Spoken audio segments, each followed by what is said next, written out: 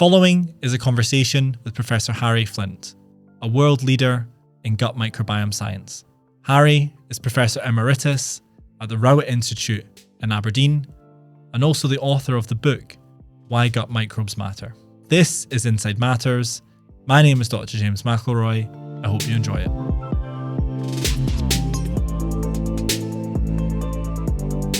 How did you get into the field of the microbiome? Okay, well, can I start at the beginning? Yeah. Right back to the start. Excellent. Okay. Right, so I went to university to study ecology at Edinburgh, and I did that for a year, and then I switched into genetics because I felt I was missing the sort of real molecular science. So that took me through my first degree, and I then did a PhD in genetics in Edinburgh. And I then spent 6 years as a lecturer, first in the University of Nottingham, then in the University of the West Indies, before coming back to Edinburgh. The West Indies? Yeah, wow. Barbados. Wow, Yeah. And you came back? I had a permanent job, actually. But yes, I felt that my research field was moving away. You know, all sorts of things were happening in the rest of the world. It was kind of difficult to do it, obviously. So I came back and I did a training fellowship, MRC-supported training fellowship in Edinburgh to learn molecular biology. And these were early days. This was 1982. And I'm very grateful to the people who helped me. Jane Kinnaird particularly helped me a lot to learn techniques of, although I'd done genetics, it was before the era of molecular biology, so the techniques were all brand new. So I learned a huge amount in those 3 years, and then I needed a permanent job. and I got the job at the Rowett Institute in Aberdeen, and in 1985. And it was a challenge because although I'd used E. coli in my molecular biology training, all the bacteria that were in the rumen, which is what I was working on. Sorry, what's the rumen for the listener? Okay, so the rumen is the huge organ of digestion in a ruminant animal, the sheep and cattle. And it's really a fermentation chamber. So, and it's only because of the microorganisms in there, the complex mix, that cattle and sheep are able to digest grass and forage and plant material. Otherwise, they starve. So the microbiology of that system is utterly fascinating. And the ruminant gets about 70% of its energy, or possibly even more, from the fermentation of plant material. Wow. Yeah. So, and it's just the whole setup. It's a very complex organ. It has 4 chambers. I won't go into detail, but it's all set up so that you get this, what they call a pregastric fermentation, and then there's an acidic chamber in which the bugs who've done the fermentation themselves get broken down, and the protein is recovered from the bugs. So it gets the energy from the plant material and then the nitrogen supply from the bugs that have done the digestion. Yeah. That's incredible. It is. It's a remarkable So not only are the bugs extracting the energy from the grass, they're then getting consumed themselves by other bugs. But by there's a special lysozyme, a cracking enzyme that is produced by the animal.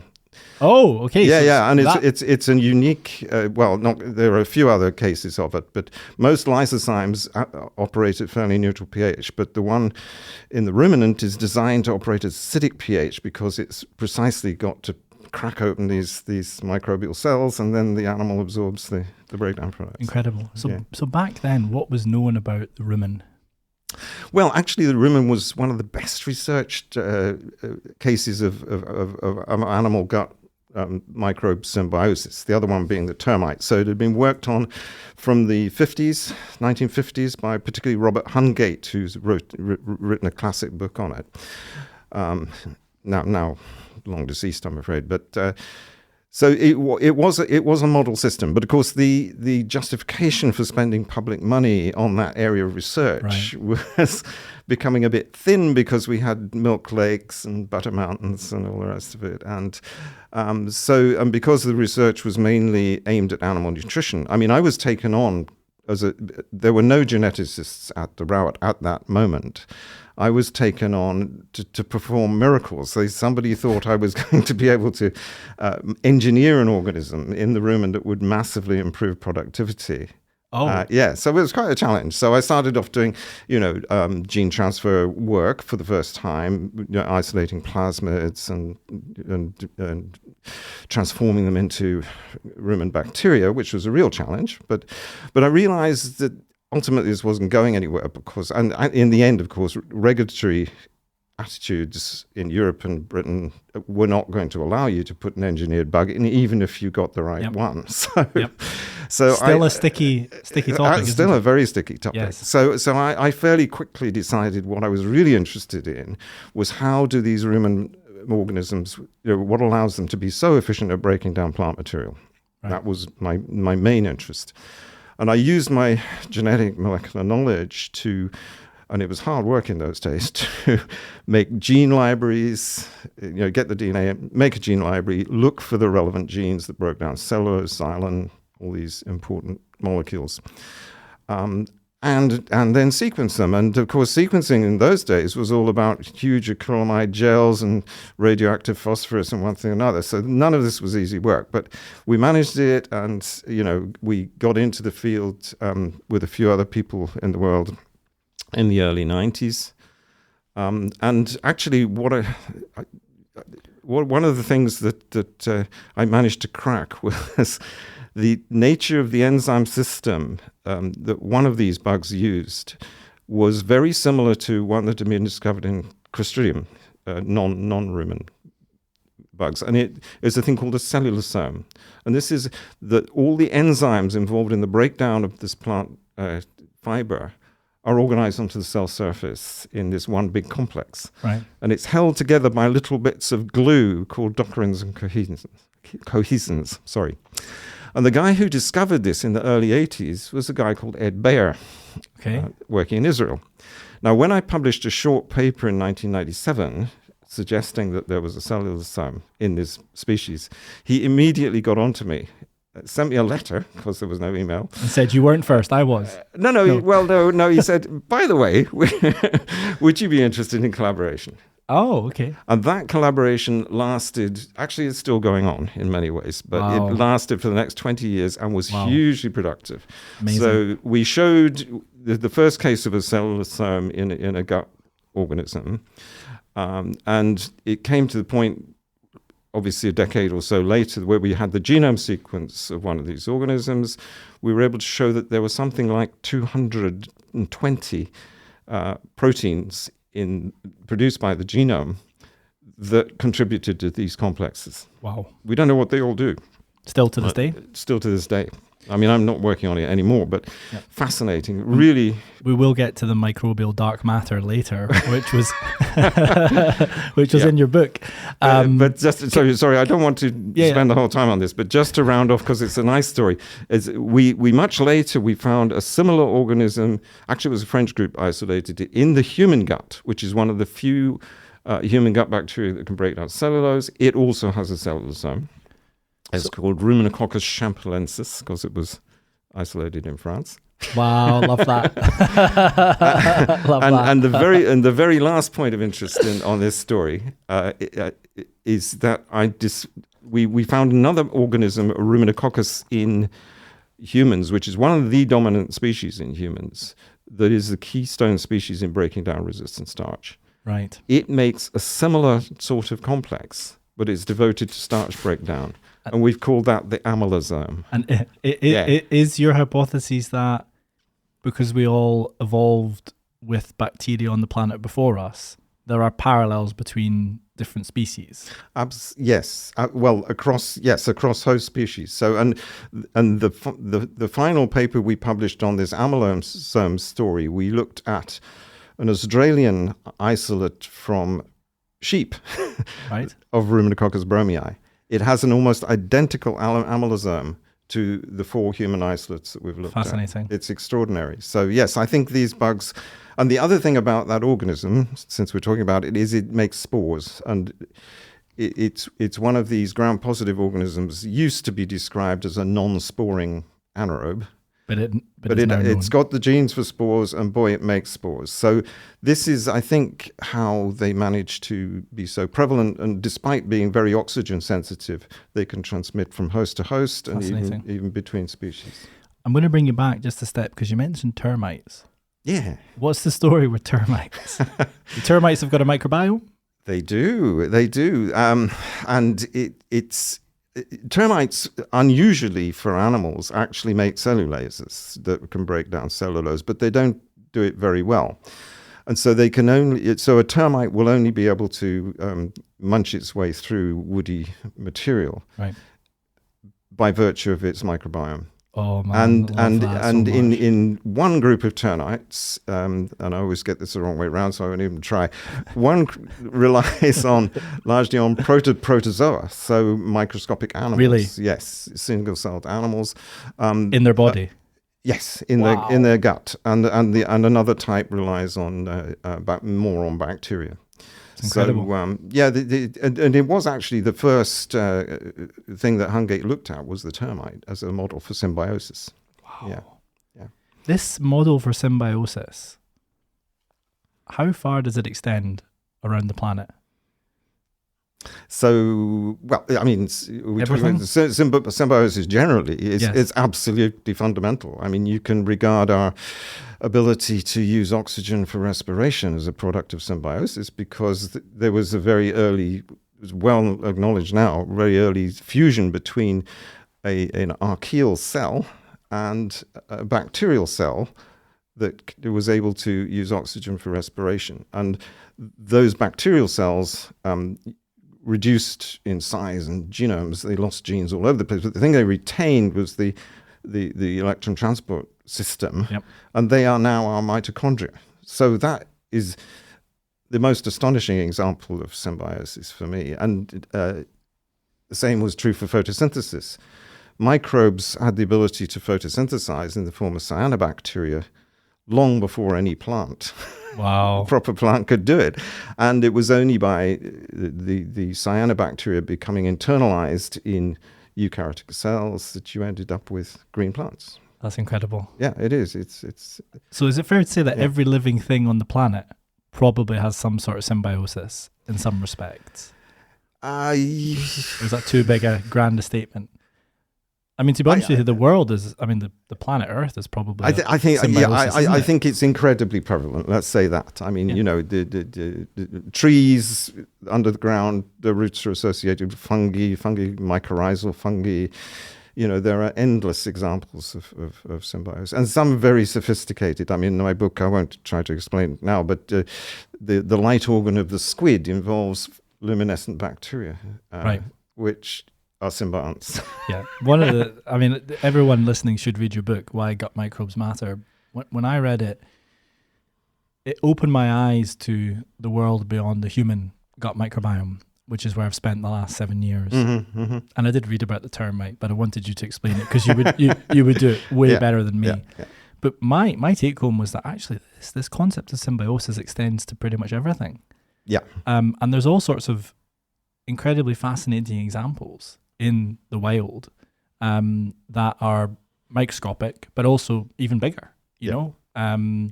There's the crabs that sit in the shells. I forget what they're called again. There's also sharks who have little fish that swim alongside with them. Yeah, cleaning. Yeah. And they've got the birds that sit on the open mouth of the crocodile or alligator and clean the teeth. Yes. You know? Yes. So there's all sorts of incredible examples like that. And pollination in between insects and plants. Yes. I mean, you know, I was just reading about this, the evolution of flowering plants in the Cretaceous went hand in hand with the diversification of the insects, and it's because the plants they were co-evolving and creating new niches for life. I love it. Yeah. I love it. Yeah. So thank you for that. Back to the rumen. How diverse is the rumen? Is it, in terms of its microbial composition? It's more diverse than the human gut, and largely because there are all three kingdoms of life represented in the microbes. So you've got the archaea, principally methanogens. Yep. And they also exist in humans, but they're not high numbers in all humans. They're increasingly important in rumen research because they're pumping out methane, which is not good for the planet, as we know. They do sometimes in humans as well produce methane. Absolutely, they do. But we have it's not roughly 50-50 methanogenic, non-methanogenic people in the population. That makes sense. Yeah. Some people think that patients who've got IBS, constipation predominant, have too many methane producers in there, and that causes some of the symptomatology. That's interesting. There is a paper or maybe a few papers that suggests that methane itself is a signal that's controlling gut motility. So that really is very, very interesting. I think I cite it in the book. Okay, I'll find it in the references. Yeah. Amazing. So back to the rumen, sorry, and I'm keen to hear. So it's just to finish the diversity story in the rumen. The bacteria are the most numerous. So they're a different domain of life from the archaea, although they look very similar. The bacteria are the most numerous, and they're incredibly diverse. And then you've got eukaryotic microbes in there, both anaerobic fungi and anaerobic protozoa.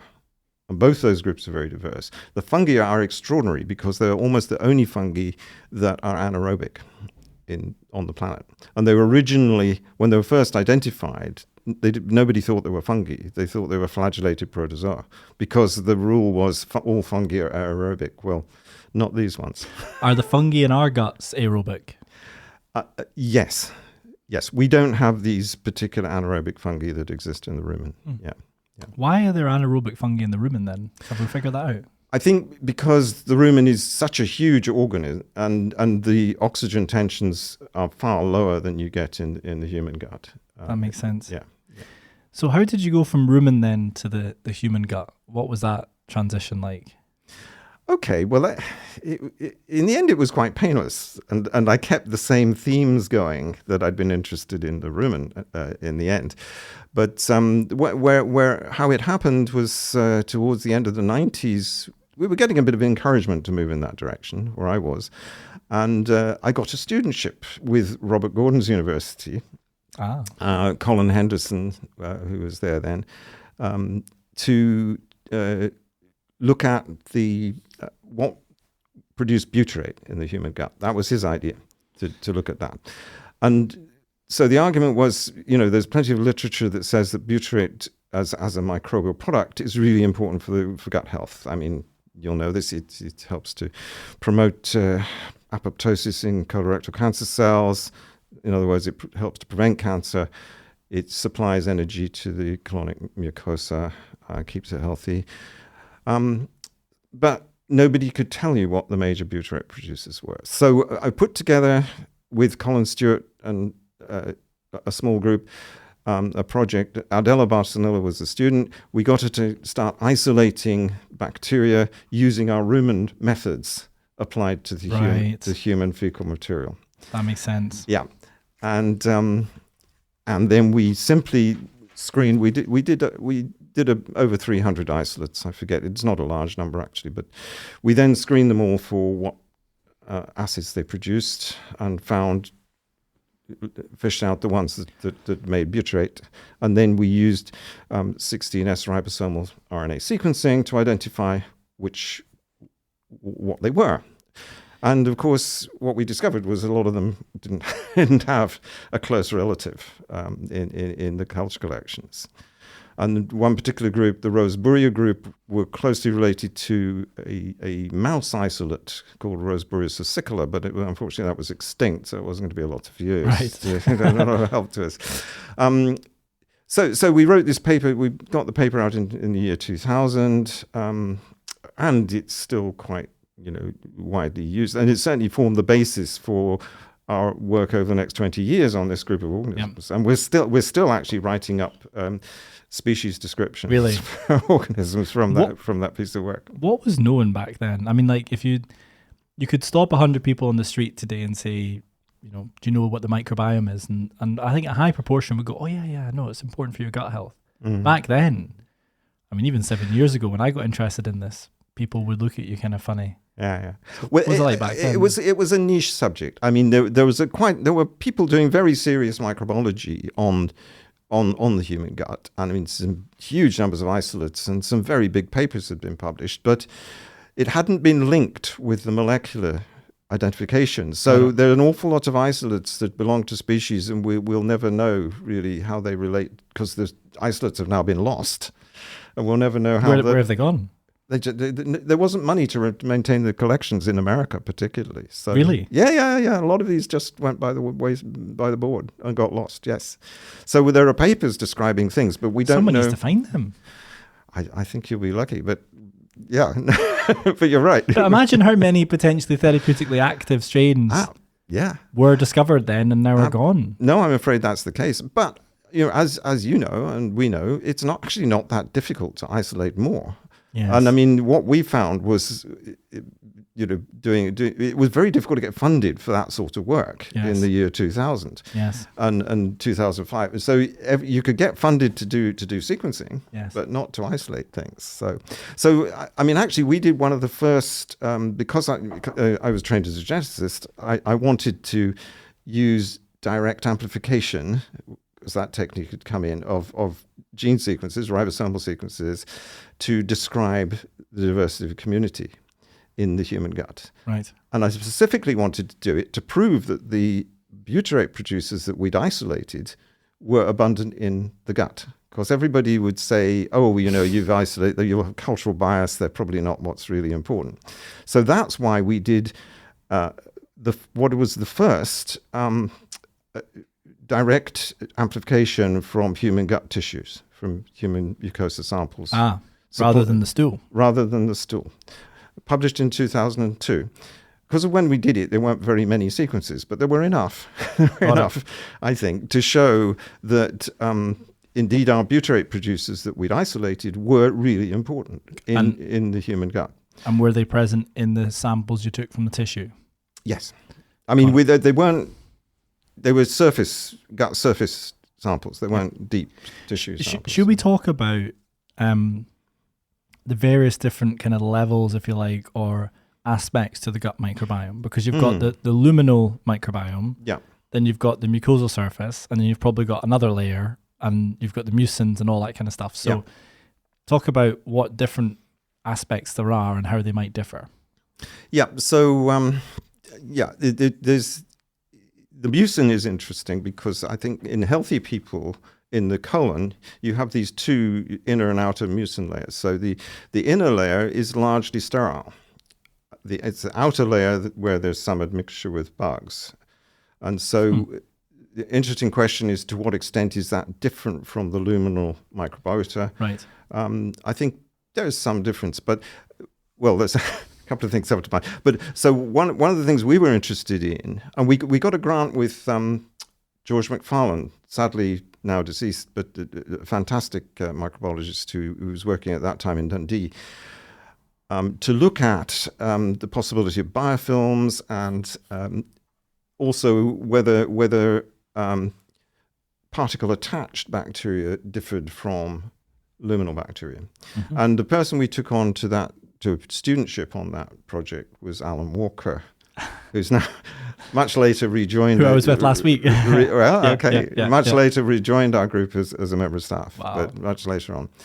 But at that time, his job was to look at that question. And what we have a paper in environmental microbiology where we showed that indeed, if you recover solid material, put it through a series of washes, compare that microbiota with what's in the lumen, there are differences. And the key difference, significant difference, was actually in the ruminococcus group, which I've already alluded to. They tend to be particle associated. Is that a keystone? I don't know why I'm making this. Yeah. No, I'm very pleased. I'm very pleased you're mentioning that. Is that a keystone species? Ruminococcus bromii, we believe, is keystone. And this, well, I might as well talk about it now. The evidence for that, or what made us think of that, was a study that Alan was involved in. Now, Alan, when he left us, joined the Sanger Institute in Cambridge, which was very fortunate from our point of view because it kept us connected. We weren't able to keep up with the sequencing craze that was happening around the world. And because the Sanger Institute of anywhere in Britain had the resource and the ability to do that. So Alan went straight in there and was able to join in with us in a number of projects. What we were able to do at that point was to take advantage of the Rowett Institute's nutrition expertise, because that's what it did, to help analyze a number of ongoing human studies. And so what they were doing uniquely, and this was Alex Johnston, who's still very active in the Institute, was to run highly controlled nutritional studies where the whole of a person's dietary intake was controlled by our kitchens. Okay, and they weren't, I understand. They weren't allowed to cheat. No, I understand. The things were checked, So they stayed over, didn't they? And they were. Well, they didn't necessarily live on site, but they had to report. If they didn't, they had to report to the. Because I've seen nowadays in the newer Rowett, if I call it that, they can live in the Rowett. Yes, they could. They could to make sure they're not sneaking off and having a. It depends on the study. An iron brew and exactly. It depends on the study whether they.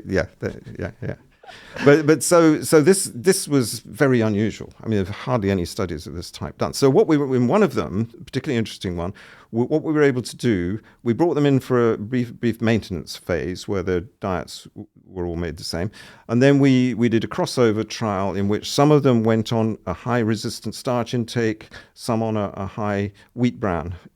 In other words, non-starch fibre intake. Why was it important to look at starch and non-starch? What's the importance of starch for the microbiome? Well, so there's a medical reason, which is that high starch intake had been linked with certain benefits, and the high fibre intake had been linked with certain other benefits. So the physiologists wanted to know, nutritionists wanted to know what difference that would make to the metabolome and to health indicators. Got it. But it allowed us to ask a very interesting question about what difference does it make to the microbiome, because at that time there was a general assumption that an individual's microbiome was pretty much fixed. Okay, it will wobble up and down a bit, but and maybe even there were differences between people that had nothing to do with diet. This was the enterotype idea that was around at the time. And is that enterotype idea dead now? Have we just? You're going to come to it. You're going to come to it. I'll come to that. It's partially dead, but not entirely. But I'll come to that. Okay. But the thing, the dietary trial, what that particular one showed us was that within a few days of switching the diet, you got dramatic increases, not in all species, in certain species, ones that specialized in that substrate. Ruminococcus bromii was the biggest beneficiary from a resistant starch diet switch. And that changed, just for the listeners, because they're eating up what you're feeding it? You're providing them with a substrate. That's what we call, what they eat, what the bugs eat. You're providing them with dinner. With dinner, which they like. Exactly right. Yeah. Because I think a lot of people don't realize that when they eat a plate of food, some of it is digestible using our physiology and anatomy, but a lot of it sometimes, depending on what's on your plate, is not digestible. That's right. It needs to be gobbled up by the bugs. Yes. And you're talking about fibre and starch, and it's these things that feed the microbes. Yes. So yes, that's right. And I think for a long time, fibre used to be called roughage, didn't it? And everybody sort of knew this, but what wasn't really known until really George Macfarlane and his collaborators in Cambridge at that time got onto it, John Cummings, was that there's a big fraction of the starch we eat that is not readily digestible. And I won't go into the reasons, but there are all sorts of reasons why that is, particularly if you don't cook it properly. Right. Right. Yeah. So that is a big source of energy for the bacteria in the large intestine, is the starch that doesn't get digested fully, and that we call that resistant starch. Yep. But the one thing in this particular study, which was really fortuitous, and it's almost anecdotal as well, is we only had 14 subjects, right? But 2 of those subjects, when we measured what came out in the fecal material, they didn't ferment all of the starch. Oh. The other 12 did, almost completely. But so there were no traces left in their stool? That's right. No traces of starch, which you can do by chemical analysis. Whereas these 2 people, there was plenty of starch left. Huh. Those 2 people did not have Ruminococcus bromi. Right. And that's why that's our evidence for it being a keystone species, although we followed up with other evidence later. So, easy question for you. Yeah. What is a keystone species? Okay, so I define a keystone species as one that if it's removed from the mix, from the community, it has knock-on effects for the whole community. Okay. And as opposed to, if you like, redundant species where you take one out and another one just fills its niche. That makes sense. Yeah. Why is the gut not just full of keystone species then? Why do redundant species exist at all? I think that's really an evolutionary question, isn't it? A population genetics question almost. I mean, you know, a successful group of organisms like the Rosbureo or like the Bacteroides, you know, will diversify. That's always happened in evolution. If there are tiny niche differences, then they'll you know, get in a few extra genes to do that job. Or, but I think I think it's the functions that are really quite difficult to perform, and the breakdown of particulate starch is a good example. Where you're more likely to get keystone species because only a very small fraction of the community has evolved in that direction. Right. And of course, in so doing, they've lost the generalist ability to do everything else, because you can't do everything all at once. You know, you can't be a brilliant starch degrader and also use mucin and all the rest of it. So I think that's an evolutionary phenomenon. How really. many keystone species might there be that we've identified? Oh, I think we've only scratched the surface now. I mean, I think you would look for similar species in mucin breakdown, for example, which is quite a tricky thing to do. And there's Natalie Juge in Norwich, who I've collaborated with. She has identified some organisms there. I think it doesn't have to be all about substrate breakdown either, because I think another group that I would regard as keystones are lactate utilizers. So this is another area of particular interest for my group. Sylvia Duncan and Petra Lewis helped me a lot with this one. The thing about lactic acid is it's much more acidic. It's got a lower pKa than the other major fermentation acids, acetate, butyrate, propionate. And so we've known, and this is something we knew from the rumen, is that if you allow lactate to accumulate, then the whole system crashes. Right. And in fact, it can be fatal to the animal. Yeah. I read recently that, and I know really very little about the animal kingdom, but if you feed rabbits the wrong type of grass, they don't survive, or is that something to do with lactate? I don't know. But when you say it can be fatal, is that just because they've eaten the wrong thing and the microbes can't deal with it? Yes, one of the reasons it can happen is if you feed a ruminant animal too much readily digestible starch. This must be what I was learning about, yeah. Yes, that's right. So what it is a downward spiral. What happens is you get there are certain bugs in the system. Streptococcus bovis is the classic one in the rumen, that are very good at growing fast on starch, readily degradable starch. Right, not the non-degradable stuff. Not the non-degradable stuff. Got it. Yeah, and they happen to produce heaps of lactic acid. So, and by producing heaps of lactic acid, they drop the pH to low 5s and even into the 4s. And of course, that's not a pH where most of the normal anaerobes in the system can function. So they don't grow anymore, and you get dominance. Yeah, and unfortunately, the D form of lactic acid is actually a toxin. Okay. So that's what kills the animal. That makes sense. Yeah. Yeah. And that's a direct microbiome thing there. You know, it is absolutely. It's an instability triggered by feeding the wrong thing, as you say. Now, in humans, there is an equivalent situation called short bowel syndrome, which, I mean, it's not quite the same, but it is again life-threatening and can be dealt with by changing what you feed people. Very interesting.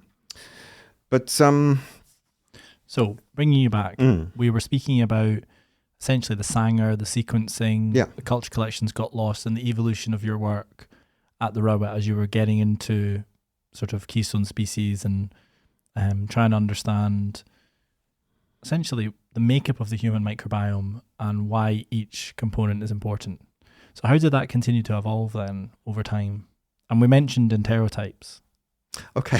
Should we touch on it? Okay, yeah, let's touch on that. So what was or is an enterotype? Because it had a lot of fanfare for a while, didn't it? Yes, it did. Yes, it did. Well, there was, it came out of the sequence analysis done by the MetaHit project in Europe, which is a big EU-funded project led by Dusko Ehrlich in France. So they mashed the data that they'd accumulated from large numbers of human subjects from fecal samples, and they looked at it and they decided it was not continuously distributed, that you could identify 3 clusters of microbial communities. So I think at the time, one was described as prevotella predominant, one was Bacteroides predominant, and the third one was described as Ruminococcus predominant. Now, this was slightly muddied by the fact that nobody really knew what should be a Ruminococcus in those days. It was a catch-all genus, which has now been largely reclassified. But also at the time, that it was before we'd published our paper on the dietary impact of starch and fibre. So there was this general feeling that you had a microbiome for life. And in fact, somebody... That was the wisdom. Yeah, the received wisdom. And there was even a suggestion somebody unwisely made that these enterotypes were like blood groups. Wow. But they're clearly not. That fixed. Yeah, I think the people fairly quickly backtracked from that. But so not long after that, though, some of the American groups got involved and didn't manage to find exactly the same. I mean, they did find some discontinuity, and the one that seems, but the existence of 3 groups was definitely challenged. Is it more than 3? Is it less than 3? The one that stood up and still stands up, actually, is the Prevotella Bacteroides one. Yep. Is that because of people who are vegetarian?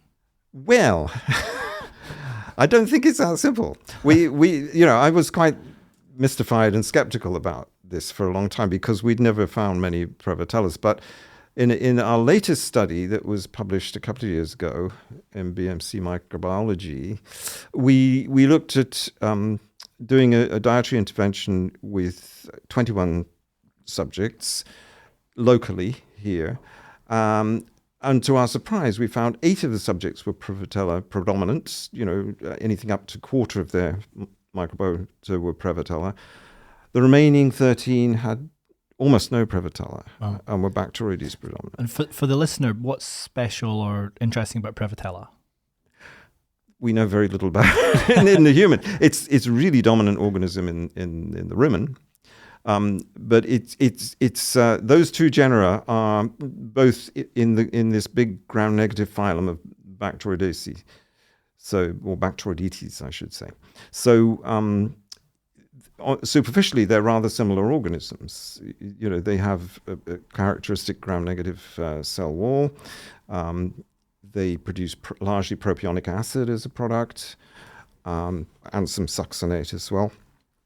But and they have a lot of genes concerned with the breakdown of polysaccharides, carbohydrates, fibre. So you would think it wouldn't make much difference. But actually, there's something, and we still don't know what it is, that means that they don't like to coexist in the same host. Interesting. And they, I could come up with half a dozen possible reasons for that. Maybe we don't have time for that, but it seemed it's stood up through multiple human trials, and now that we found it in our own trial, I actually believe it. So that's what you meant by it's kind of dead, but it's not really dead. But it's not really dead. No, there is definitely a mutual exclusion or something that means that you don't get a lot of Bacteroides and a lot of Prevotella at the same time. Could it be explained by, and now we're getting into the 6 things or so that you probably thought we wouldn't have time for. But could it be that, for example, the mother of the person who's prevotella predominant was also prevotella predominant and a vegetarian, and therefore what was seeded at birth was a little bit of prevotella? Is that one theory? It's one theory. It's one theory, definitely. Yes, that. So there is a correlation with fibre intake, right, in some studies, and the classic one, actually, I think, an Italian study, but there's also an American study that shows the same thing. Is there was a group of African children with much higher fibre intake compared to a group of Italian children. The African children had a lot of prevotella. The Italian children the Italians were having the Italian food. Exactly. Lots of pasta, and a similar by Gary Wu in the States came up with a similar thing in American populations. In our study, so we thought that was the answer too. But when we actually looked at the fibre intake of our subjects, and there was a definite overlap, complete overlap between the Bacteroides predominant and the Prevotella predominant. Interesting. Group. So it didn't seem to us that it was going to be as simple as that. It's not as clear cut. But what we did find in that was that we did an intervention with a thing called Axos, which is a prebiotic derived from fibre. So xylo oligosaccharides, basically. And that was added as a supplement in this study. And what we did find was that Prevotella was greatly encouraged by the Axos. And is that a good thing? That's the jury's out on that. So should everybody have a fibre supplement if they're not getting enough? Their diet? With that, you're taking me in a different direction now. But it depends where they sit on the recommended intake scale. So they should try to achieve the recommended intake. Whether they do it with a particular prebiotic, many people would say that a complex fibre is better, in general terms, than a specific supplement. Can we go down this rabbit hole a little bit? Yeah, let's do it. So African Amazonian tribes. Yes. There's been a bit of research to suggest that they have like 70, 80, 100 grams of fibre a day, which is far more than the recommended 20 or 30. Yes. And it's been observed that they don't have autoimmune disease. And one of the links that's been made is, well, because their fibre intake's so high, but they also probably don't have antibiotics. Should we all just be trying to increase our fibre intake as much as possible because it benefits our microbiome? I think we should be trying to achieve an intake that is comfortable for us, because if you don't want to be going to the toilet 3 times a day, then Well, some people we know, because we run a program called Number 2. Some people go 3 times a day.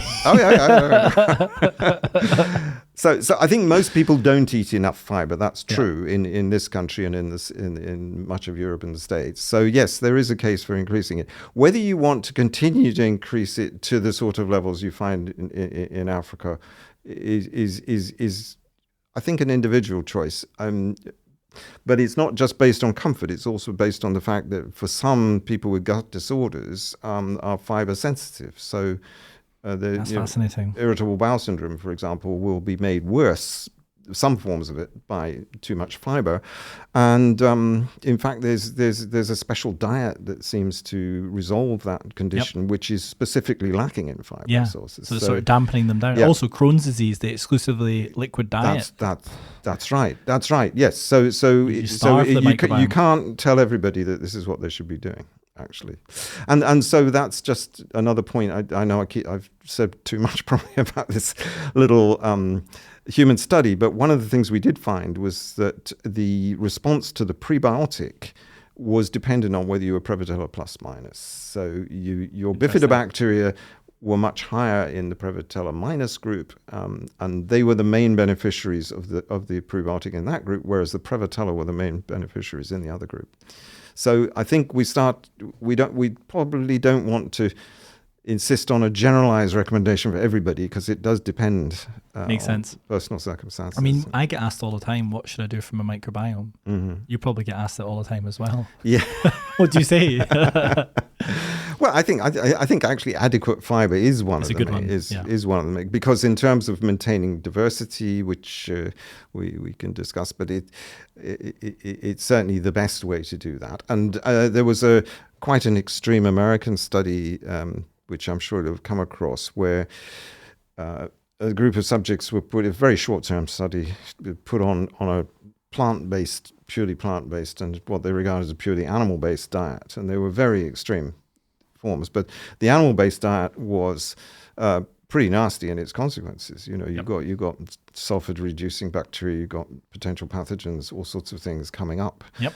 The plant-based diet was promoting much more favourable. I mean, I have not met a single person yet who's gone plant-based, increased their fibre intake, ate more fruit and vegetables, cut their meat down, and not felt better. I haven't met anyone yet. Yeah, Everyone feels better. Yeah. But that goes at odds, I guess, with something that you had in your book, and I can't remember the specifics, but you gave a ratio or a percentage of sort of how much of your digestive tract was designed or geared up to digest plants. Yeah. And humans were right at the kind of bottom, weren't they? At the top, you had your horses and your cows. Yeah. Cows at the That's top. right. Yeah. That's right. Cats and dogs.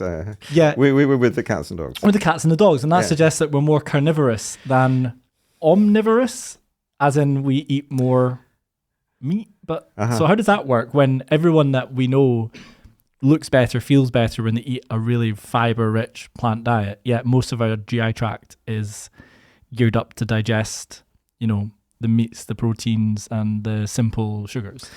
Well, I guess, and you know, the answer to this must lie in our early evolution in this sort of 5 million years of ice ages and what there was to eat, because, you know, I think almost of necessity, probably humans did have a fairly meat-based or fish-based diet at that time, because they were desperately looking around for. Well, our numbers were very low. We were marauding bands, you know, with our axes and spears and going from place to place, just trying to find something to eat. Yeah. And you know, so yes, there would have been consumption of roots and berries and so forth, but probably meat was extremely important, and that may explain that digestive anatomy. But an interesting point, I think, is that probably at that time, the energy that you extracted indirectly through your microbiota was probably critical to survival as well. So, you know, if you got some grass seed, if you got some not terribly digestible tuber out of the ground, and then you probably didn't get much direct energy out of that. But the fermentation that went on in the colon would have supplied critical additional calories. So, that makes a lot of sense. Yeah. So why do we think the microbes are there altogether? Is it for that reason? Or is it because they were on the planet before us? Oh, way because they were on the planet before us, and we don't have any mechanism for excluding them. I mean, if you know, maybe born in a bubble. well, that's the thing. I mean, I say that in the book as well. Is you know, there's some suggestion in certain experiments that you know, germ-free mice are less prone to get fat. There's also papers that say the opposite, but but you know, the fact is we don't have the choice to be germ-free. No, in our gut, we can't. You'd be sat in a bubble for the rest of your life. Well, you do it with mice. You have to feed them sterile food. You have to keep them in an isolator, etc., etc. So it's just not an option for us.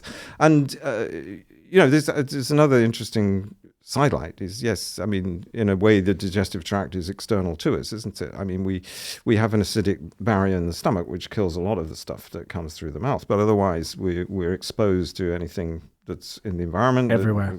Everywhere. And they are really everywhere, aren't they?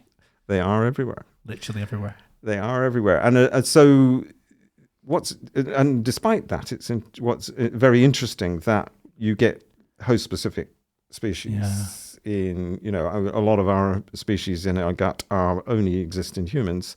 Yeah, that's something I want to talk about. How is that even possible when there's microbes absolutely everywhere else, and we seem to just be colonized by what we call human microbes, and dogs are dogs microbes, and horses are horse microbes, and do you know what I mean? Yeah. So how is that a thing? I is think it the immune system? It's.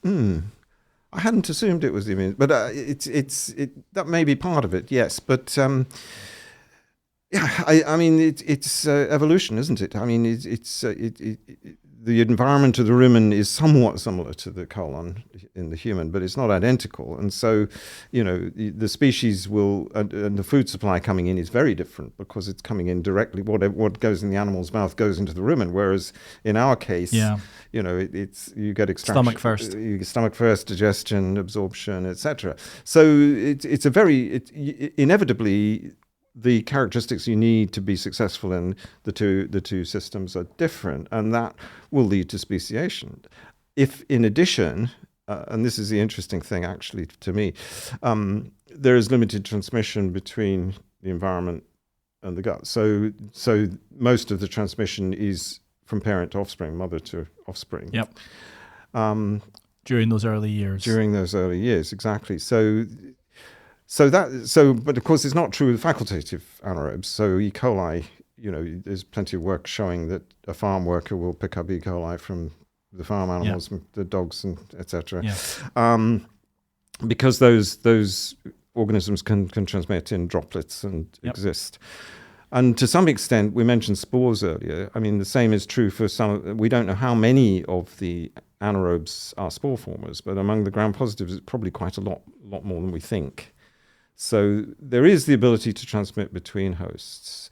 So I think it's got more to do with adaptation to the particular environment.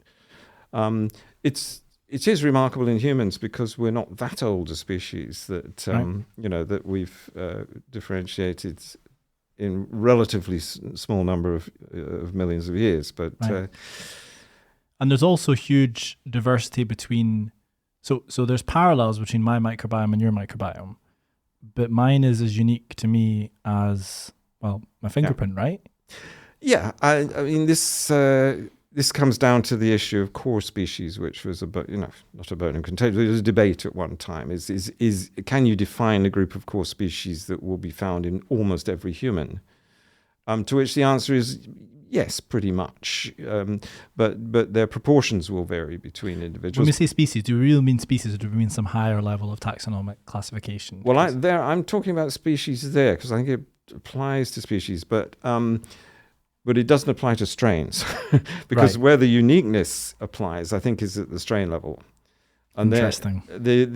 Again, it comes down to adaptation to a particular environment. Everybody's gut is subtly different pHs, different transit times, different immune system, different set of immune genes. So there's plenty of scope, and it's inevitable that strains on genetic grounds, that strain variants will appear and will be huge variants, right? Yeah, exactly. So we're on to keystone species and diversity. Mm-hmm. So how can we describe the microbiomes then across different people? Like, what are the metrics or parameters that are important? So well, this is my sort of cue to talk about the way we decided to start to analyze the system. So we've mentioned that for some functions, and butyrate production would be one of them, there's a lot of redundancy. There's maybe dozens of species, hundreds of strains that can produce butyrate. Does it actually matter that much which one is predominant in which person? I think there are enough differences to suggest that it may matter, actually, but at the species level, genus level, not so much at the strain level. So, but what we decided when we were thinking about trying to model the system theoretically, we decided the way to cope with this was to define a functional group. So you could have one functional group for butyrate producers. We actually decided to make three. For butyrate? For butyrate, yeah, because we think it's such an important... We love butyrate. We think it's important. We had a lot of information on butyrate producing bacteria that we didn't have for some of the other ones. So we had one that corresponded to Faecalibacterium, we had one that corresponded to Roseburia erectale, and we had another one that corresponded to the lactate utilizers that can make butyrate, which seemed to be a quite distinct functional group. So we had a total of 10 functional groups. So we also had acetogens, we had methanogens, we had propionate producers, etc. So lactate producers. And are all of them required for a healthy gut? I would suspect yes. We believe so, yeah. But I'll tell you how in a minute how the modelling can help us decide that, because I think this is really interesting. So what we then did was we set this up with mathematical specialists from BIOS in Edinburgh, Helen Kettle and Gretchen Holtrup from the Institute in Aberdeen, and they constructed a model.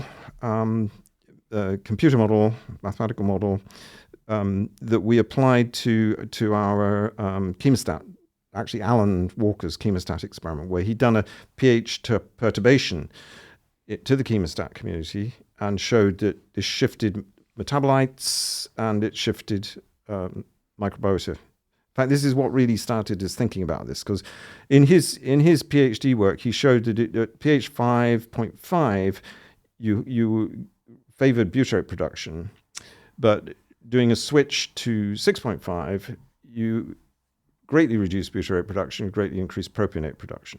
And this corresponded to a shift in the dominant microbial groups present. Right. So the propionate producers were mainly Bacteroides, and the butyrate producers were mainly these Roseburia erectale organisms. So we were asking, could we simulate that with our 10 MFG, 10 functional group model? And the simulation was remarkably successful. It's a paper published in 2015. Helen Kettle is the first author on it. So that was good for a while. But then we thought, wouldn't this be a whole lot more useful if we could use such modeling to interpret fecal sample data? And that's a paper we've just produced before Christmas in the Journal of Royal Society Interface. It's a new journal that specializes in things that are neither wholly biology or neither wholly mathematics and physics. Do you find the 10 functional groups in the stool samples across all healthy people based on the work you've done? Well, yes, we do, but we discuss the methanogens. They may be high or low in different people. But it's almost by definition, because we interpret the sequence data. We have to assign it to different functional groups, and with a lot of it, we have pretty good confidence. But in other cases, it's a bit of guesswork because there just isn't enough information on what that sequence actually does. Got it. So it's a work in progress. It's evolving. But what I was going to say in answer to an earlier question was one of the ways we can find out about the importance of each functional group, and it's very easy to do on the computer, is you just take it away. You take it away on the computer, in the model, the system. In the model system. And you say, but this model system is surely, is it representative? Yes. Well, the proof of the pudding is in how well does it simulate actual data, and for the moment it's doing pretty well, actually. It's not perfect. Wow. And we've picked up a couple of things, like we had too much formate in our chemostat experiment, and I then later on realized that we hadn't assumed that the ketogenic bacteria could use formate. And when we changed our assumptions, the formate disappears. So it's in the computer model. In the computer model. Wow. Yeah.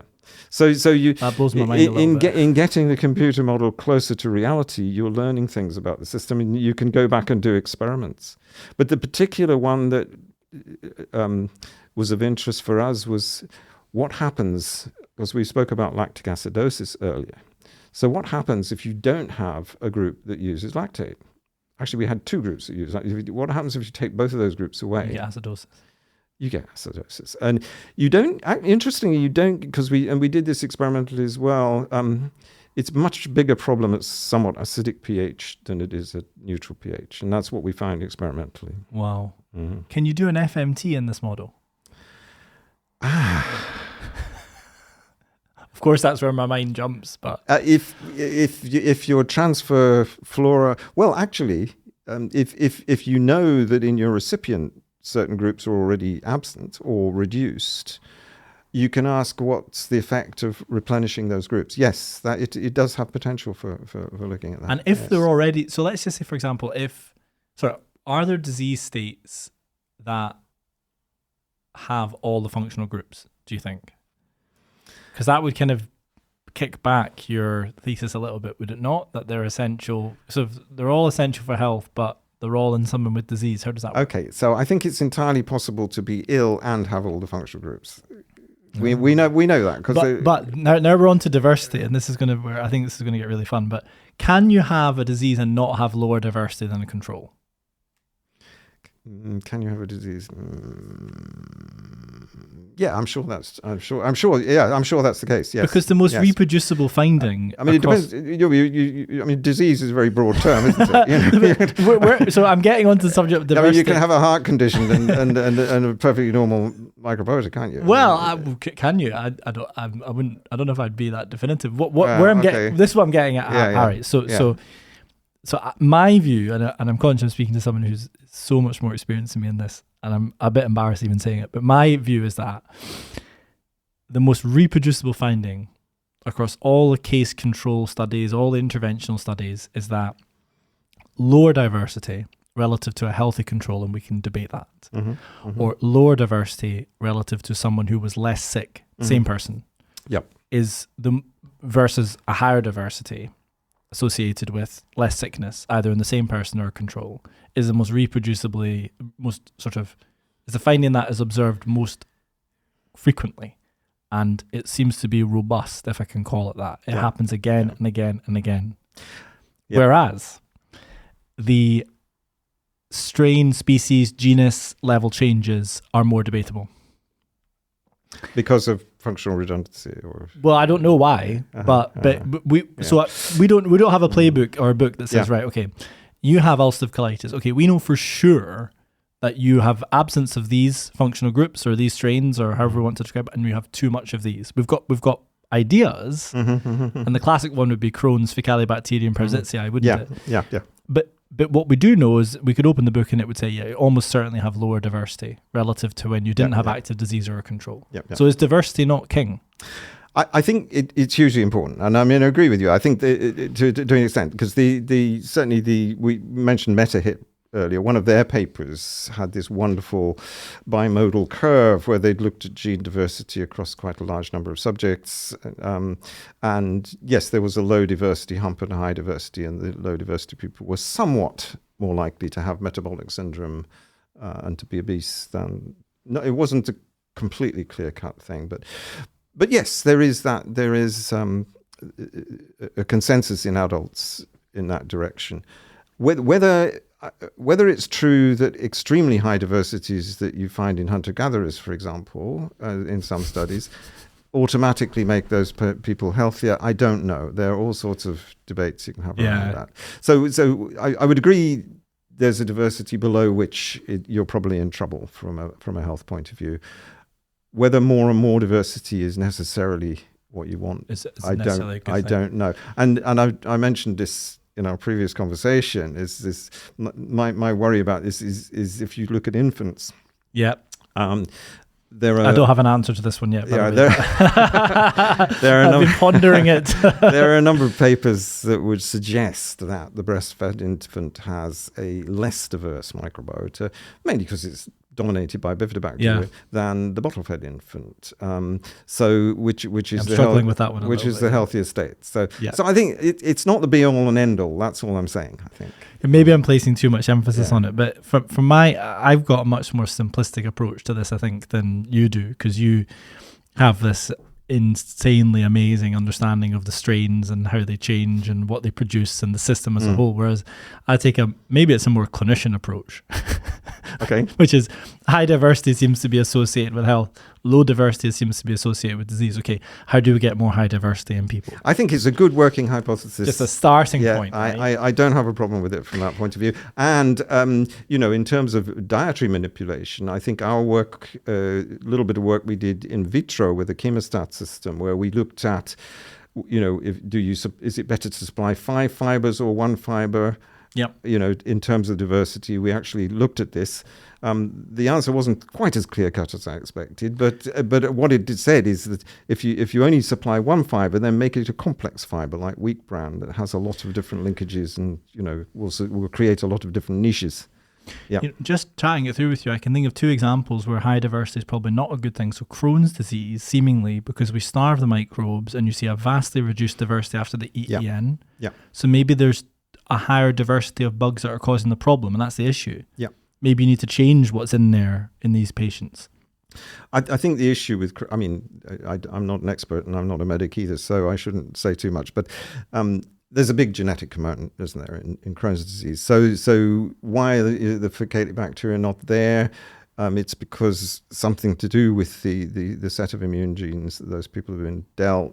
You think they boot it out? They like kick it out, or possible, isn't it? Yeah. Yeah. Yeah, that makes sense. Yeah. Well, some people and in which case trying to repopulate Yep. is not going to be that successful. Well, it's going to be futile, isn't it? Exactly right. Yeah. But some people say that, well, there is a company that's developing Faecalibacterium as a single strain now, and they are doing a study, and I don't know if it's to maintain or induce remission. That's another key question. Okay. But maybe the FMT is more likely to be successful. I don't know. So we've gone on a huge, very interesting discussion away from your work. Yeah. But I think we bring it back to your work, please, and how it evolved over the kind of latter parts of your career. Which is still going, of course, isn't it? Because you're still publishing. I'm still writing. You're still writing. I'm discussing and talking to people. Yeah. So, something that I wanted to come on to was the evolution of our butyrate work, because having isolated these bacteria, we started getting interested in the biochemistry. We said, well, what pathway do they use for butyrate? It turns out that, and this is largely Petra Lewis's work, the main final step in butyrate production in these organisms is a CoA transferase reaction, butyryl-CoA acetate CoA transferase. And that's a well-known enzyme, but most people before that would have assumed it was butyrate kinase, which is an alternative route that did the final step. Now, that's sort of, a biochemist's interest, but it has implications. And one of the consequences we showed early on was that these organisms that use this enzyme are taking up acetate at the same time as producing butyrate. So some of the carbon comes from the polysaccharide, from the sugars, but additional carbon comes in from acetate. Now, why does that matter? Well, we discovered later on that the rate at which that happens is pH dependent. So in the pH 5.5, you get a lot more acetate taken up and a lot more butyrate produced than you do at pH 6.5, neutral pH.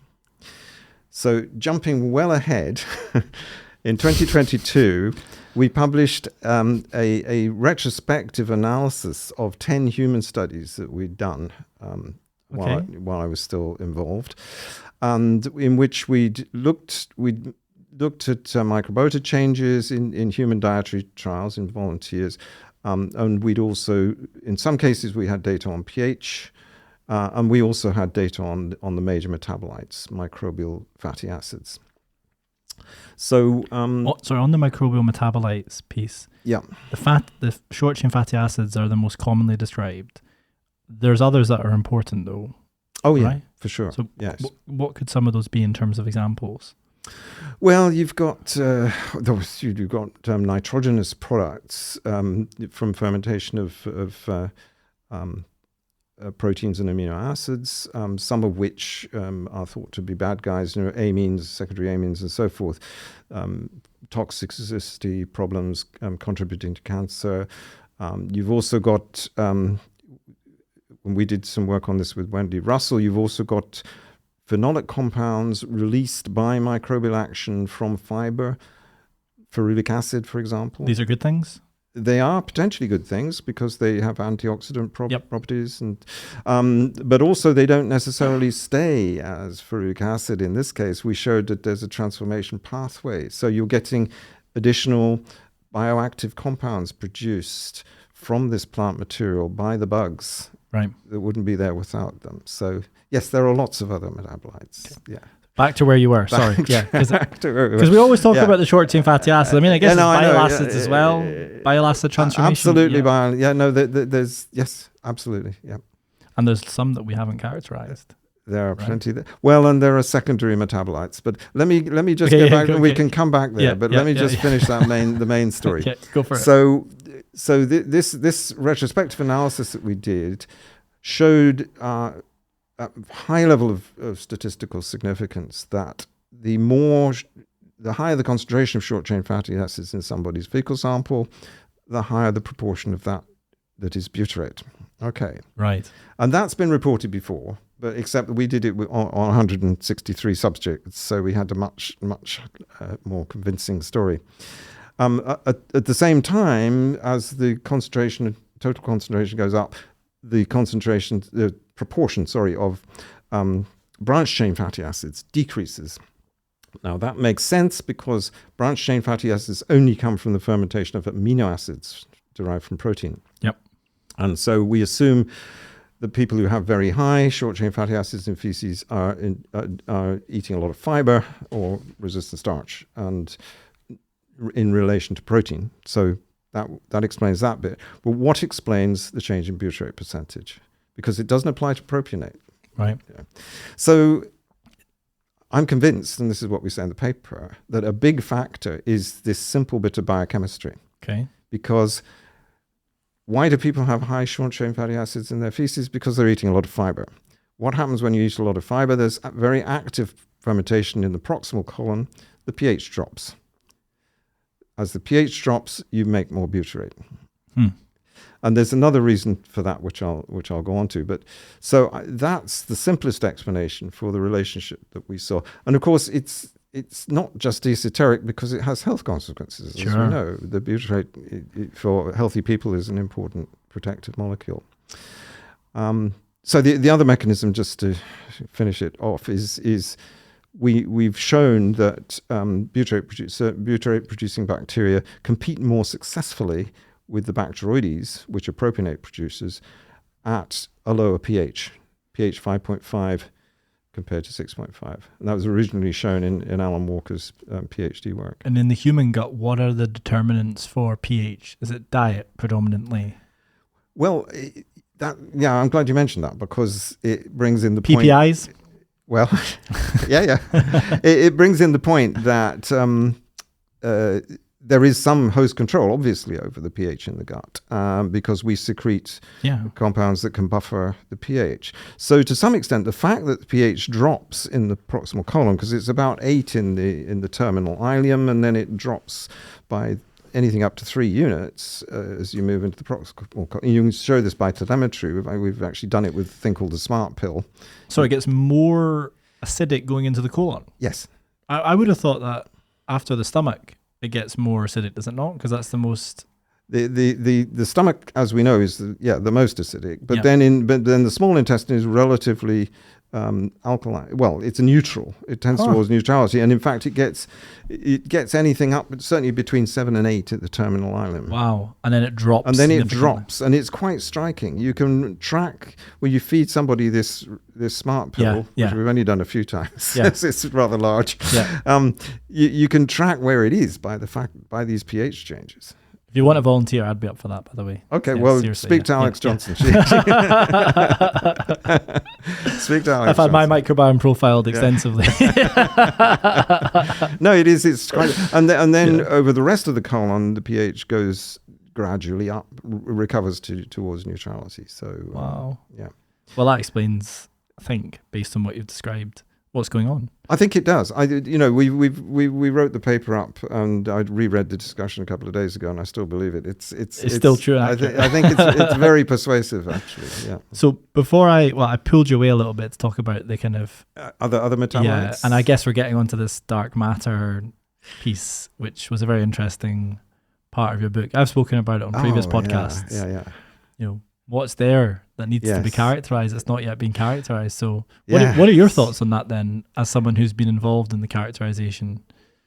Well, I think it's definitely true that some organisms are a lot more difficult to isolate than others.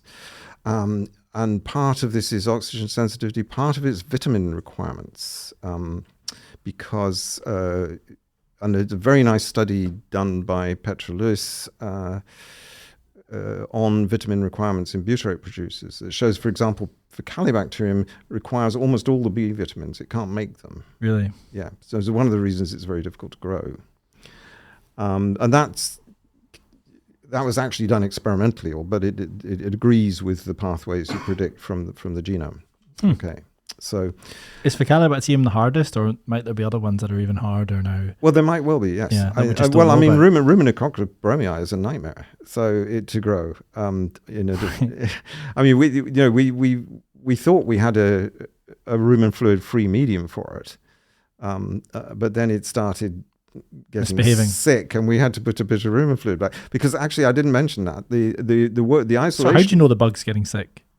Well, so it doesn't tell you, does it? When you transfer it, it grows more and more slowly. Okay. And what it was, yeah, that makes sense. Sorry, no, go, please. Yeah. So when we did the rumen isolation work on the human that I talked about at the beginning, so we did isolated human gut bugs using rumen fluid medium. I thought, well, this can't go on. We can't. A, we don't have access to the cows indefinitely to get rumen fluid, and B, nobody's going to take this seriously if you can only ever grow it on with rumen fluid. So I said, well, okay, what is required? And actually, the simplest requirement was short chain fatty acids. So I designed You feed them the short chain fatty acids? Well, we put it in the medium. So But they produce the short chain fatty acids. I know they do, but so sorry. So I took the rumen fluid out. This was with Adada Barcelona. I said, take the rumen fluid out. We'll put the short chain fatty acids in. Don't put in butyrate, because those are the ones we're looking at. Yeah. But some of them might need, and indeed, Faecalibacterium requires acetate. It hardly grows without acetate. And you have to give it the acetate for it to get started. Wow. And some of the other ones. That's really cool. So for the listener then, just to contextualize that, what you're basically saying is that products of microbial metabolism are required by other microbes. By other microbes to grow. Exactly right. This is the cross-feeding theme. Wow. So we discovered that, and Adela showed that some of them even require the branch chain fatty acids. You don't put those; they can't grow at all. Some Coprococcus species are like that. So anyway, so we published this medium called YCFA. We call it YCFA, which is simply rumen fluid medium with the rumen fluid taken out and some acids added. Were you the creator of YCFA? Yeah.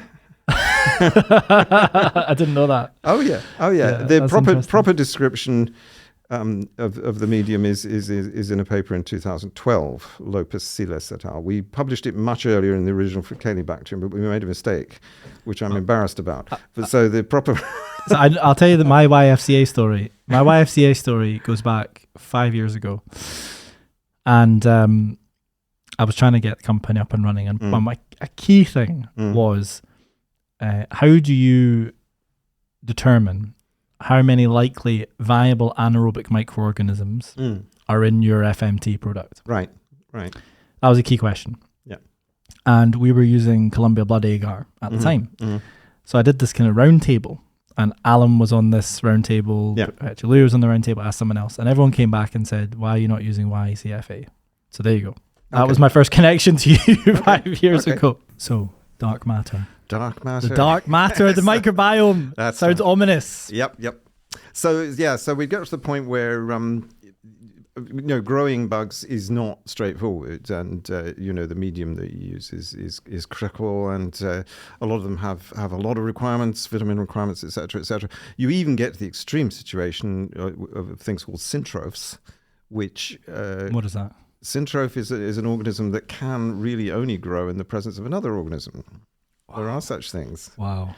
So is that not a symbiosis? Not quite. I mean, it's a form, if you like, it is a form of symbiosis, but it's a term that's used for this particular problem of how do you ever get this organism in pure culture? And the answer is you almost can't. But hold on a second. So what is it about the other organism? Is it something they produce? It's an energetic thing. Is that the reaction. The overall reaction can happen if the two organisms are present, but for thermodynamic grounds, it can't happen if only one of them is present. And there are papers on this from way back. Oh, my mind is blown. What does that even? What even is that? So is it? Do you think they're sensing each other? Is it a form? You're going to laugh at this. Is it a form of consciousness? I wouldn't describe it like it's much more prosaic than that, I'm afraid. It's basic thermodynamics and necessity. It's biochemistry is what it comes down to. Because there is this talk about quorum sensing. There is indeed, yes. Yeah, well, and that's well researched and well known. I don't think it's as well known for human gut bugs or not as well researched anyways. You can find evidence of quorum sensing systems from the genomes. Finding out what they do, how important they are is a different thing. For the listener, could you just give a very quick overview on quorum sensing? Well, I'm not an expert in it, let me say, but it was originally discovered in cultures of organisms where it became obvious that the density of the culture altered the gene expression, and the behavior of the organism. Wow. So that was the original discovery of quorum sensing, and when it became really interesting, because it involves signaling between cells, and there are different types. I won't, because I probably can't remember them all. There are various different mechanisms. There's peptide mechanisms and other types of cyclic molecules that are involved in the signaling. But where it became really interesting was the discovery that, in fact, it wasn't necessarily limited to a single species or a single strain, and that you could potentially get signaling between different groups of microbes. Which is fairly mind-blowing. It really is mind-blowing. I love that. Yeah, I love it. But I mean, it has practical significance, because I mean, it happens in some pathogenic organisms, and it's a way in which the organism decides when it's a good idea, if I can put it like that, to change its behavior like when is a good point for us all to start infecting. If there's only one of me, there's no point, because I won't win. But if there's hundreds of me, then I will. I get it. It's unbelievable. So that's a fascinating area, which has been of a lot of interest. But I'm not aware, but I'm not up to date totally of a lot done on the anaerobes. Because where I was going to, I know I'm probably not right here, and I'm going to laugh again. But maybe they are talking to each other through some yet undiscovered mechanism. Well, if you define signaling as talking, then yes. Yeah. Yes. But it's probably down to some metabolite they produce. Yeah. Anyways, back to the dark matter. And the other thing is, are they talking to the host? Because that's really interesting. Well, I'm even more interested in that. Are they making us hungry? They may be helping us not be hungry. I mean, again, at a fairly mundane level, there's some evidence that propionic acid, for example, helps to feelings of satiety. It helps to suppress hunger. Amazing. So, but there's also some microbially produced molecules that are thought to affect behavior, neurotransmission, etc., etc. So there's and even hormones. So there are. But I'm not an expert in any of those things. So. Okay, back to the dark matter then. So it's hard to culture some things because they've got specific requirements. Some even require the presence of another bug. Yeah, which is still blowing my mind a little bit. But I'm not sure there are any clear examples in the gut, I have to say, but it's certainly well established elsewhere. It's a thing. So what does that mean then for all the research that we've done to date? So I think I've been fairly positive about the product, what you can gain from culturing. And one of the things we showed in one of our earlier papers was, if you looked at what proportion of the sequences out there are represented by cultured organisms, it's quite high for the more abundant organisms, and it sort of tails off for the lower incidence ones, and that tells you partly that it's simply a problem of the intensity of culture, and we haven't done enough. Right. So maybe we'd get a lot more reward. I think there's a lot more reward to be gained from doing more culturing, but there will still be things that are really difficult and underrepresented, and a lot of them are in the Rumenicaceae family that we've referred to. They seem to be particularly difficult.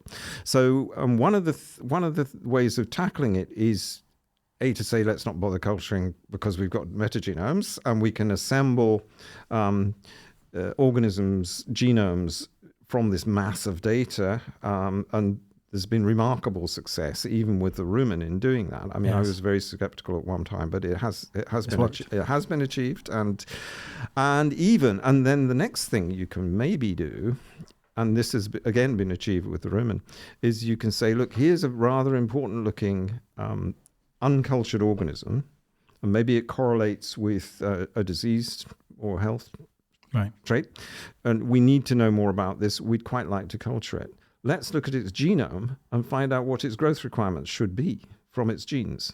Mm-hmm. So it can't make all these vitamins, so we have to put those in. It can't do this, it can't do that, So, and there have been cases where cultivation of a particular species has been helped by metagenome information. So that's one way forward, definitely. And I suppose now that the computers and the artificial intelligence is advancing, it might be able to tell you, based on everything that it knows in its database, what's most likely to work for a strain that you've...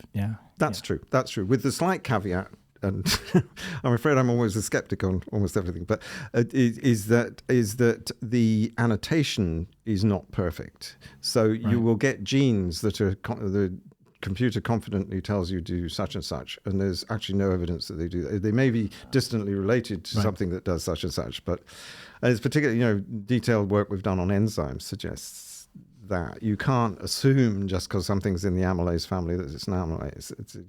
It's a sort of degree of certainty that. So with that caveat, but what that says to me is that you need not just to do bioinformatics, you also need some real science going, if I could say that, to go along and to keep informing the bioinformatics process, because you need better annotation, better understanding of function, basically. We've spoken a lot about bacteria, but there's also the viruses. Yep. There's also the fungi. Yep. The protozoa. Yep. How important are these aspects? For the human? Yes. Well, hugely important, obviously. So the virome, which is the total collection of viruses in there, in the gut is presumably dominated, well, we know it's dominated by viruses that infect bacteria. Yep. But we know remarkably little about them. There is some evidence that in disease states like ulcerative colitis and so forth, and Crohn's disease, that the virome changes. What does this mean? Is this just a reflection of the bacterial hosts changing, or does it implicate the viruses in some, causation or unknown quantities? So that's a huge topic, a very complicated topic that needs developing and looking at. I mean, we know viruses. We had some work on this ages ago, can carry pathogenicity determinants. So the E. coli 157 sugar toxin gets transferred between strains on a virus. And really? Yeah, bacteriophage. So that's and that's one of the reasons you get such a diversity of positive strains in the rumen, is that process is happening all the time. Wow. So no, virus is massively important, and not just as direct agents of human disease. And why is it that we know relatively so little in comparison to the bacterial aspect? Is it the fact that it's harder to study? They're not metabolically active, so they're not as important. All those things. I mean, if you think about it, getting viral sequences is not so difficult. It's interpreting them functionally, because unless you have a host system that you can infect and study the virus's behavior, it's very difficult. I mean, having said that, some of the molecular biology grew largely from the investigation of E. coli viruses.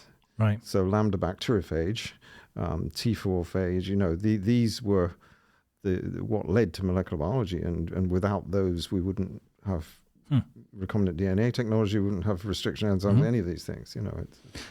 What about the fungi then? Okay, so again, I used to work on fungi, but I haven't worked on gut fungi particularly. But the fungi are commensal fungi, the ones that don't cause disease, are probably seriously understudied. We don't really know a lot about them. I mean, the disease-causing ones like Candida, there was an important research effort here in Aberdeen, which has largely shifted south. But to Exeter, yeah. And again, it's understudied because it's harder to study, or they have bigger genomes. They're not so easy. There's not been the effort put into finding out how to grow them in pure culture. So to fully understand what a healthy microbiome is, which is a topic for discussion, we probably need to do some more work on the virus and the fungi. Yeah, and the protozoa, and with these eukaryotic organisms, the protozoa, the fungi, the interaction of the immune system, I think, Is key. Yeah, Because we could build a healthy microbiome together, conceptually, and we could have a debate about whether there should be a helminth in your microbiome or not, couldn't we? we could. I mean, we could have the debate. We could have the debate. Well, let's build a healthy microbiome then. So eat worms. If aliens came down and they sort of they said, right, Professor Flint, you need to tell us. Tell us what a healthy microbiome should look like, because we're going to build one artificially and we're going to give it to everyone on the planet and everyone's going to be better. What would you do? Okay, so my first, I mean, the simplistic thing is to say, well, make sure you haven't got any bad guys in there. Make sure there are no pathogens, and as far as possible, no pathogenicity, gene islands, and this type of thing. So, and that is the first thing that you'd want to ensure.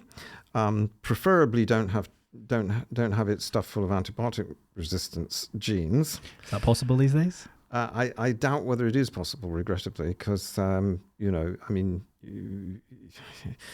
you could, in principle, give somebody a very effective enema and clear out their microbiome and replace it by a set of strains that were all. Oh, is this the coffee enema?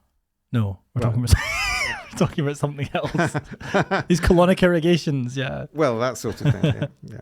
Well, I'm pleased to say I have no personal experience with this. So, yeah, likewise. Yeah, all right. So, no, I mean, what would you have to do? Because, I mean, we've all got antibiotic resistance bacteria in our gut, haven't we? To some degree. And I mean, from work we've done in the past, we know that somebody who's on lifelong antibiotics, you can look at their profile, and they look perfectly normal in terms of species strain distribution. But all of those bugs are now antibiotic resistant for whatever they've been consuming.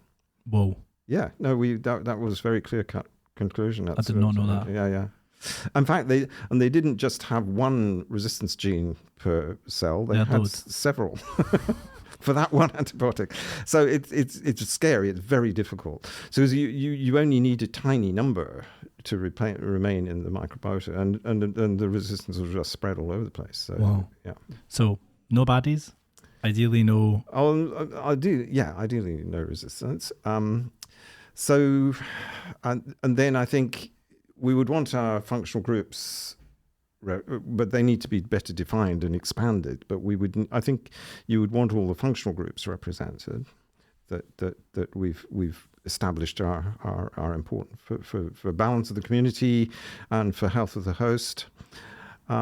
Keystone species we've mentioned should be present, and you'd like me to say this, and I'm happy to say it. We want it to be diverse, because with diversity comes resilience. Yeah, no, it does. Yeah, it's true. Resilience to challenge, perturbation. So all of those things. How you achieve it is not. Well, you've got two tools, haven't you? I mean, you've got the ability to reimplant individual strains, groups of strains, whole sets of organisms. I think we should be looking more, and we have been actually with some externally funded work in the past, looking more at trying to develop anaerobes as organisms that we can reimplant in cases where they're clearly absent, or there's a niche available for them. Yeah. And so next generation probiotics, if I can call them that, I think are a real prospect. At one time, people would say, well, no, they're anaerobes, you can't do that, they won't survive the stomach, but actually they do, or you can protect them. There are all sorts of ways of doing it. The other thing that's really very practical is prebiosis. So make a dietary supplement that's a particular fibre or compound that will promote a bacterium that or group of bacteria that you want to benefit health. It doesn't have to be a fibre. It could be a vitamin, because we're talking about this vitamin. Or it could be another bacteria. Or it could be, yes, indeed, it could be another bacteria, yes. Because the definition of prebiotic doesn't extend to another bacteria, does it? At the moment, it doesn't. But maybe it should. It may need to be widened. Yeah, can we write a paper? probably be quite a successful paper, actually. Yeah. So Mm-hmm. We've got a couple of minutes left. Yeah. Should we just touch on what your perspectives are for the future? If we can cover that in a couple of minutes. If not, we'll get you back onto Inside Matters and we'll talk about the future.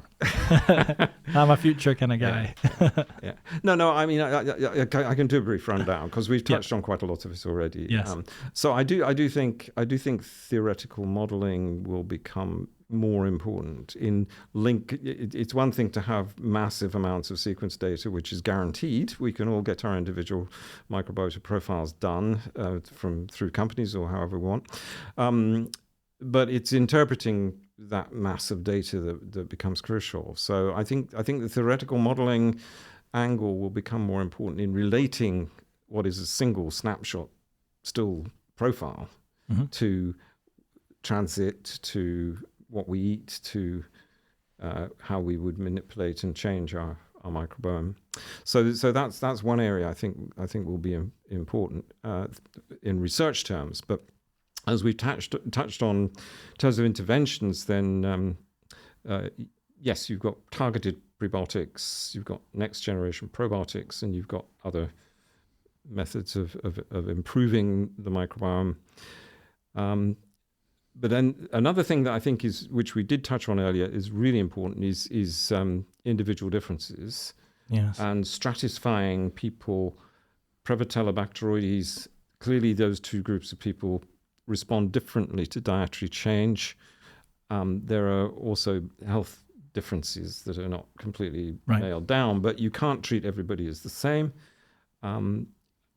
Likewise, anybody with a gut disorder needs special thought and consideration as to. So having blanket solutions for the whole population, I don't think is going to work. I think you can have recommendations for the average person, but I think increasingly we'll need to tailor-make our recommendations. So the future is personalised. I think so too. Yeah. Good. Harry, it's been a privilege and a pleasure. Thank you. I've enjoyed it. Thank you. Thank you very much. Okay. Cheers.